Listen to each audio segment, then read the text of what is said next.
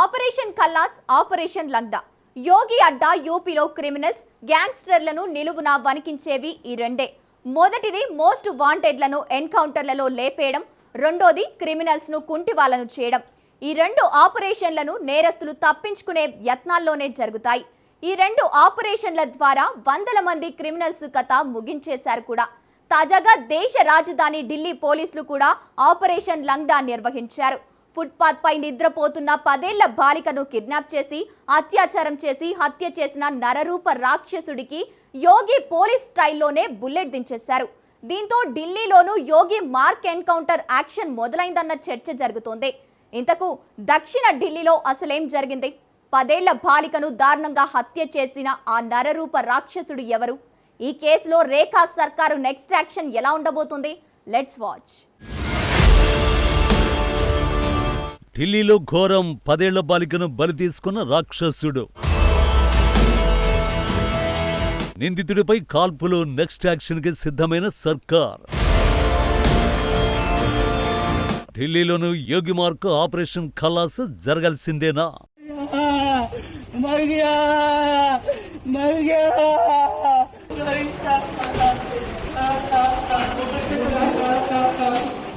ఈ దృశ్యాలు చూసి చలించిపోకండి. ఎందుకంటే వీడు చేసిన నేరం తెలిస్తే బుల్లెట్ దించాల్సింది కాలిలో కాదు తలలో అని మీరే అంటారు. అభంశుభం తెలియని 10 ఏళ్ల బాలికను కిడ్నాప్ చేసి దారుణంగా హత్యాచారం చేసి చంపేశాడి నరరూప రాక్షసుడు. దక్షిణ ఢిల్లీలో ఈ నెల 22 తెల్లవారుజామున జరిగింది దారుణం. సోమవారం రాత్రి దక్షిణ ఢిల్లీలోని ఒక ఫుట్పాత్ పై బాలిక తన తల్లిదండ్రులు, 3 తోబుట్టువులతో కలిసి నిద్రిస్తోంది. రెక్కాడితే గాని డొక్కాడని ఆ పేద కుటుంబం ఆకాశమే నీడగా ఫుట్పాత్ పై నిద్రిస్తుంటే కాలయముడిలో వచ్చాడు ఆ క్యాబ్ డ్రైవర్. తెల్లవారుజామున సుమారు 4 గంటల సమయంలో బబులు అనే యాప్ ఆధారిత క్యాబ్ డ్రైవర్ మధ్య మత్తులో బుకింగ్ కోసం వేచి చూస్తూ అక్కడ కారు ఆపాడు. నిద్రలో ఉన్న చిన్నారిని గమనించి ఉదయం 5 గంటల ప్రాంతంలో ఆమెను కిడ్నాప్ చేశాడు. ఆ బాలికను కారులోకి లాగుతున్నప్పుడు నాన్నా నన్ను కాపాడు అంటూ శక్తి కొద్దీ అరిచింది.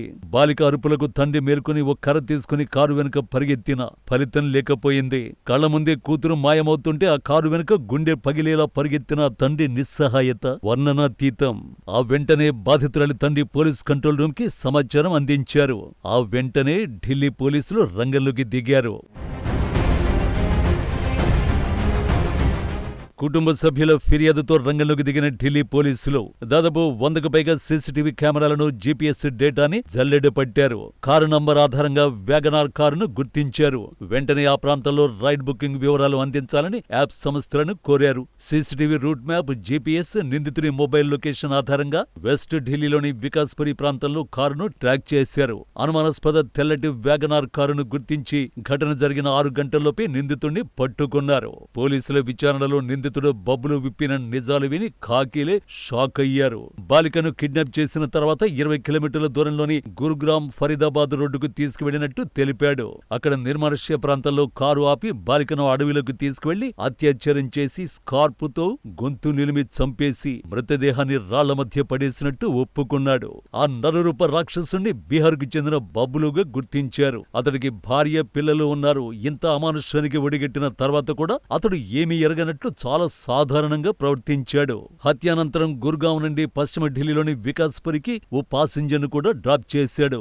అంటే ఓ పక్క బాలిక మృతదేహం అడవిలో పడి ఉంటే మరోపక్క వీడు కూల్గా క్యాబ్ నడుపుకుంటూ వెళ్లిపోయాడు. వీడి సైకో ప్రవర్తన చూసి పోలీసులే హతాశులయ్యారు. ఇతగాడిపై గతంలోనే 5 దాడి, గొడవలకు సంబంధించిన కేసులు ఉన్నాయి. ఆ తర్వాతే పోలీసులు తోటాలకు పని చెప్పాల్సి వచ్చింది.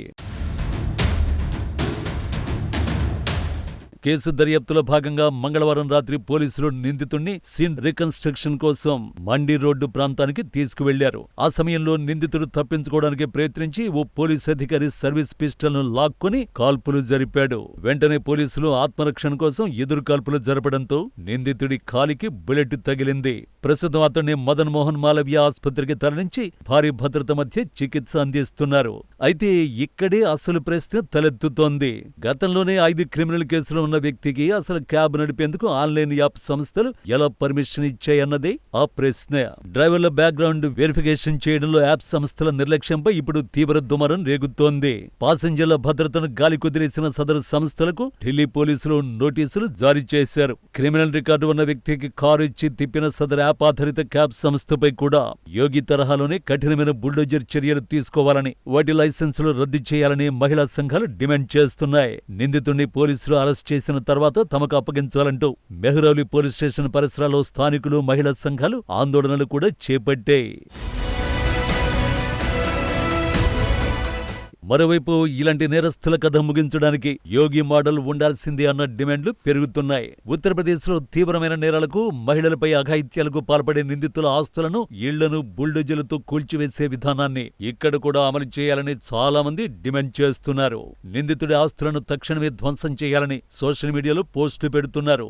యూపీలో నేరగాళ్లు తప్పించుకోవడానికి ప్రయత్నిస్తే పోలీసులు వెనకాడకుండా కాల్పులు జరుపుతారు. ఈ కేసులో కూడా నిందితుడిని కేవలం కాలిపై కాల్చడం కాదు, అంతమొందించాలనే అభిప్రాయాలు వ్యక్తమయ్యాయి. క్రిమినల్ రికార్డు ఉన్న వ్యక్తికి కారు ఇచ్చి తిప్పిన సదరు యాప్ ఆధారిత క్యాబ్ సంస్థపై కూడా యోగి సర్కార్ తరహాలోనే కఠినమైన బుల్డోజర్ చర్యలు తీసుకోవాలని డిమాండ్ చేస్తున్నారు. అయితే ఢిల్లీలో శాంతి భద్రతలు, పోలీసింగ్ కేంద్ర ప్రభుత్వ పరిధిలో ఉంటాయి కాబట్టి ఇక్కడ స్థానిక ప్రభుత్వం నేరుగా ఇలాంటి చర్యలు తీసుకునే అవకాశం ఉండదు. అయినప్పటికీ పోలీసులు నిందితుడి కాలిపై కాల్పులు జరపడం కూడా ఓ రకంగా యూపీ పోలీస్ స్ట్రాటజీని పోలి ఉందనే చర్చ కూడా నడుస్తోంది.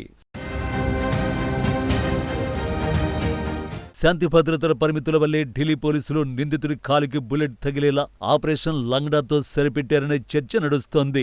అది యూపీలో యోగి ఆదిత్యనాథ్ సర్కార్ అయ్యుంటే ఇలాంటి నరరూప రాక్షసుడికి ఆపరేషన్ లంగడా కాదు, నేరుగా ఆపరేషన్ ఖల్లాస్ అయ్యేదని, ఆ బుల్లెట్ కాలిలో కాదు, నేరుగా తలలోనే దిగేదంటూ సోషల్ మీడియా వేదికగా సామాన్య ప్రజలు తమ ఆగ్రహాన్ని వెళ్లగక్కుతున్నారు. అభం శుభం తెలియని 10 ఏళ్ల చిన్నారిని చిదిమేసిన ఈ నరరూప రాక్షసుడికి మానవ హక్కులు వర్తించమనే డిమాండ్ ఊపందుకుంటోంది. కోర్టుల చుట్టూ తిరుగుతూ కాలయాపన చేయడం కంటే క్షణాల్లో శిక్ష పడే యోగి మార్క్ జస్టిస్ ఇక్కడ కూడా రావాలని జనం కోరుకుంటున్నారు. తప్పు చేసినవాడు తప్పించుకోవాలని చూస్తే శవంలా మారాల్సిందే అనే భయం క్రిమినల్స్ లో పుట్టాలన్నా, భవిష్యత్తులో మరో ఆడపిల్లపై ఇటువంటి అఘాయిత్యం జరగకుండా ఉండాలన్నా ఆ రాక్షసుణ్ణి నడి రోడ్డుపై ఎన్కౌంటర్ చేయాల్సిందేనని డిమాండ్ చేస్తున్నారు. ఢిల్లీ పోలీసులు మాత్రం ఈ కేసును ఫాస్ట్ ట్రాక్ కోర్టుకు అప్పగించి నిందితుడికి వీలైనంత త్వరగా ఉరిశిక్ష పడేలా చేస్తామని పోలీసులు చెబుతున్నారు. ఏది ఏమైనా ఈ ఘటనతో దేశ రాజధానిలో ఆడపిల్లల భద్రతపై మళ్లీ వందలాది ప్రశ్నలు తలెత్తుతున్నాయి. ముఖ్యంగా ఈ ఘటన జరిగిన ఫుట్పాత్ పై ఇప్పటికీ ఎంతో మంది నిరాశ్రయులు తాత్కాలిక గుడిసెల్లో జీవిస్తున్నారు. ఈ ఘటనతో వారందరి భద్రతపైన ప్రశ్నలు తలెత్తుతున్నాయి.